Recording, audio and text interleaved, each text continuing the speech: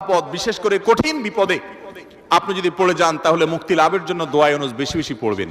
এর পাশাপাশি আরো দুটি আমলে কথা বলতে পারে, যেটা আমার জীবনে বহুবার আমল করে দেখেছি, আমি হাতে হাতে পেয়েছি আলহামদুলিল্লাহ। এক নম্বর হলো দোয়া ইউনুস, আরেকটা হলো ইস্তেগফার। এটাও হাদিসে আসছে, নবী করিম সাল্লাল্লাহু আলাইহি ওয়াসাল্লাম বলেছেন, মান লাজিমাল ইস্তেগফার, যে ব্যক্তি ইস্তেগফারকে লাজিম বানায় নেয়। লাজিম বানায় নেয় মানে কি? মানে পড়তেই থাকে, থামে না। টয়লেটে গেছে তখন শুধু বন্ধ, খাচ্ছে তখন শুধু বন্ধ, ঘুমাচ্ছে তখন শুধু বন্ধ, আর সারাক্ষণ পড়তেই থাকে ইস্তেগফার। আস্তাগফিরুল্লাহ ওয়া আতুবু ইলাইহি, সাইয়্যিদুল ইস্তেগফার, বা যে কোনো ইস্তেগফার, সবচেয়ে ছোট ইস্তেগফার আস্তাগফিরুল্লাহ আস্তাগফিরুল্লাহ। এটা যে পড়তেই থাকে, নবী করিম সাল্লাল্লাহু আলাইহি ওয়াসাল্লাম বলেছেন, তার যে কোনো বিপদ থেকে বের হওয়ার জন্য আল্লাহ তাআলা নিজে পথ দেখায় দেন। এমন ভাবে পথ দেখাবেন সে কল্পনাও করবে না।